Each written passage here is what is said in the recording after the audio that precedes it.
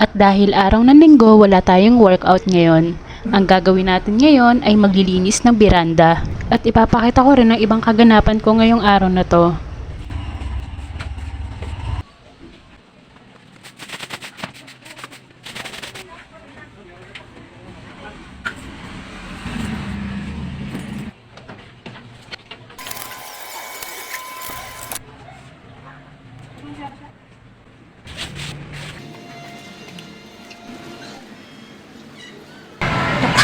Linis.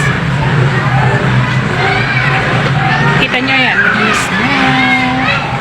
At syempre, pagkatapos natin maglinis, huwag natin kakalimutang maligo. At gagamitin ko tong aking DIY na deodorant. After nyan, huwag natin kalimutang mag-skincare. Ang gamit ko nga pala dito ay RDL Baby Face Cleanser. Sobrang ganda nito sa mukha at mild lang siyang gamitin. Hindi siya namamalat kapag in-apply mo na siya sa mukha. Kailangan din talagang alagaan ang ating sarili at ang mukha. Lalo na kung madalas tayong humaharap sa social media. Higit sa lahat, huwag natin kakalimutang mag-sunblock.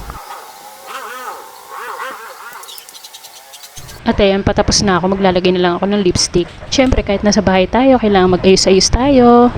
Kapag bagong ligo ako, hindi ko kaagad sinusuklayan ng buhok ko kasi para maiwasan agad yung paglalagas ng buhok. After nito magsasaing na ako kasi tanghali na rin naman eh. Bali, tapos na ako magsaing. Dito sa kusina namin, hindi kami nagpapawala ng tissue para kung sakaling mainitan kami, pamunas ka ng pawis. Yun lang for today's chika. Bye! Happy Sunday everyone!